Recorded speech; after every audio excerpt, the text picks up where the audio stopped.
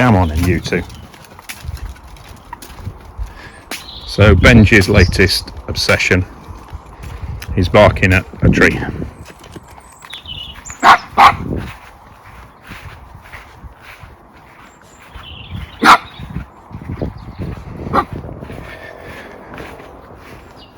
Why?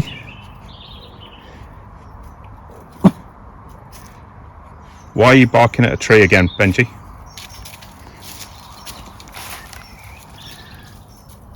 Hey? So there was a load of walnuts in there, so we think squirrels have been in there, and he's just totally obsessed, but like really badly obsessed. Oi! Get off! And he's actually chewing away at it. There's this crack down the middle of the horse chestnut tree, so it goes off into two different sort of main trunks, and yeah, we just cannot get him away from it. Every time he comes out, he goes straight to it.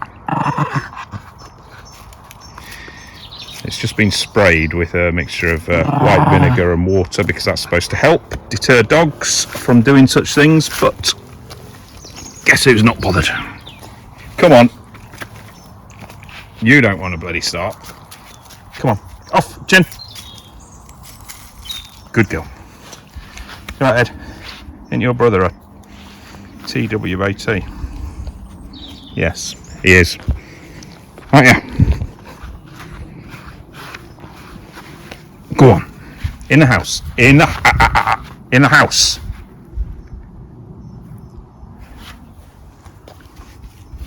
Gonna have to carry him. What's he like, Ed? What's he like? Morning. So it's the day after Storm Amy. It's caused us, well, it's just been really, really windy and a lot of rain yesterday. The lawn is a right mess. Must have 1,000 acorns, and it's probably a similar amount of walnuts and horse chestnut. So I'm going to try and clear that up, because Eddie has a tendency to try and eat the acorns. He sort of eats them and then spits them out. He does eat a lot of the walnuts, and Jenny has a chew on a conker now and again. So yeah, all of those things not particularly good for them. The walnut's not too bad, but the other two, don't want them doing that. So I've got to try and get those up, but I'll show you how many we are talking about, and I've already cleared a hell of a lot. I won't talk on the actual video because it's so windy. I can't stop the interference, so if I'll just show you. Might put a bit of music on it, I don't know.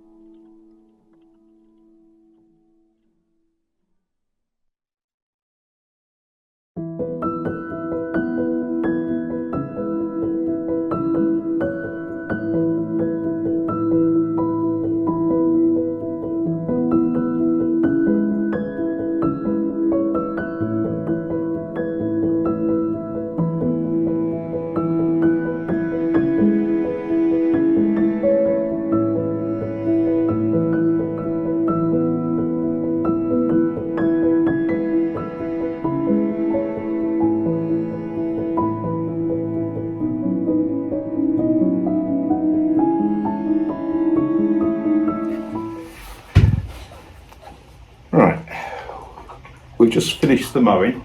Hello Jenny, do you want to come as well? Hey? Yeah, I don't think you'd fit on, and you wouldn't want to cuddle anyway. Yeah, we just finished all the, well, we mowed to try and get as much debris off the lawn as possible. It didn't collect many of the acorns and walnuts, so I'm going to have to go and put a sprung rake over those and get as many up as I can. But it's a lot better than it was. So, yeah, it's been, I haven't done many vlogs recently. If I manage to get one out every 3 or 4 weeks, I'm doing well at the moment. These 3 are taking up a lot of my time. We're working a lot harder on the business things than we thought, and something's got to give. The garden has been not neglected, but I've had to do a bit less of the garden than I've wanted to these last couple of months as well. And the vlogs just make every job about twice as long by the time you position your camera and make sure that one of the dogs isn't peeing up it, etc, etc. Thank you. And of course the dogs make everything more difficult as well. And so yeah, so I've been struggling with that, so that is the reason why lack of vlogs, and I don't know whether that'll change or not. When I started doing these, it was to document the garden, but also, you know, we need lots of different income streams, and you need to get over 1,000 subs to get any sort of money from YouTube. We're on about 930, but I've been stuck on that for ages. So whether I continue with it, I'm not 100% sure, but we shall see. As I say, documenting the sort of progress of the garden year on year, month on month, that sort of thing is good anyway. So I might do it, but just on a very much on a less regular basis. So anyway, I'm going to have 10 minutes sat here, having a cuddle and a lick. Thank you. And then go and try and get a few more of those acorns up. The acorns haven't caused any problems, in as much as we know that Eddie has gobbled up a few, but there hasn't been any significant sort of problems with it, or the after effects. So we've just been on the cautious side, because we know that they are poisonous, and we know that horse chestnuts are as well.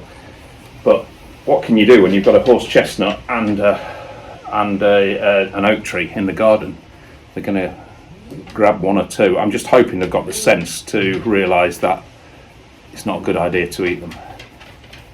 So anyway, we shall see. We shall see. We are doing our best. Right, catch you later.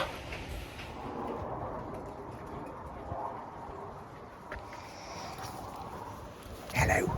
Good morning, Benji. There's Ed. Where's Jen?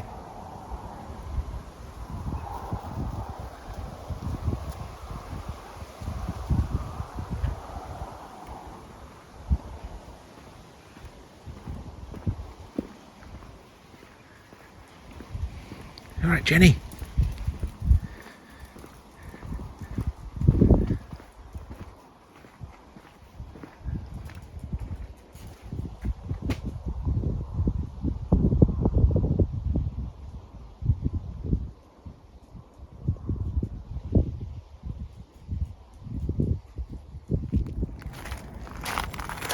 So this brassica cage, bed, whatever, is doing really well. It's got a mix of purple sprouting broccoli, there's greyhound cabbage and some Savoy cabbage in there.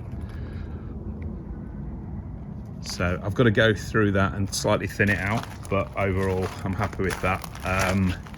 This is just a sort of mixed bed from sort of hangover from the summer, but I have got some more carrots down there, which should be good.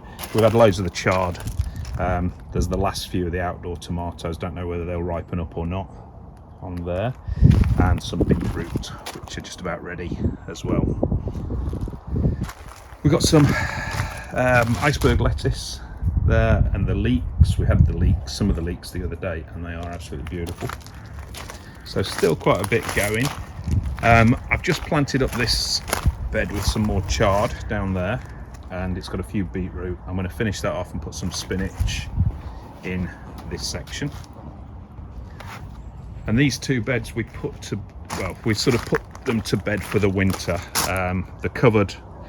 They've had lots of added, they've got cow manure and some new topsoil, other nutrients in there. I have sprinkled some mustard seed on, so as a sort of cover crop for the winter until the frosts come. So we'll see whether that helps with the sort of fertility of the soil. We're just going to leave that all winter and then start planting again in the spring there, hopefully. These will do a bit better. They were okay. There were certain things that did really well in it, but then there was also things that sort of were not quite up to scratch. The beetroots didn't do very well in this last one, and I just don't think there was enough nutrients in the soil, so hopefully that will remedy that for next year. So anyway, yeah, I'll just get this finished off, and then that's another bed done for the year. These planters are doing really well for our lettuce. So we struggled with lettuce this summer because of the heat, but the last couple of months we've done really well with lettuce, both in that bed as I showed you earlier and in these planters, and just sort of taking the bottom leaves and then letting the plant grow again. I've just put these are called red and green lettuce, although all of these look pretty green to me. Oh, there's a red one there. Yeah, these will provide us lettuce right until about Christmas, if last year's anything to go by. So plenty to pick there.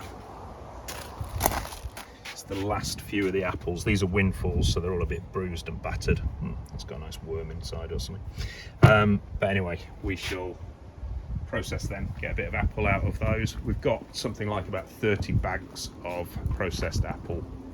And what I mean by that is we've kind of half sort of stewed it, and it's ready for apple crumble and apple cake and all that sort of stuff. There's still a few more left on the tree, in fact quite a lot more left on the tree. Some of these have been sort of got holes in, some are no good at all. But we're going to do a final pick of these over this next week or so, and give them away to friends and family, because we have got plenty. But yeah, there's still quite a few left, which will be of some use. And Jenny loves to chase an apple, don't you, Jen? You want to chase an apple? Come on, go! You! She's finally seen it.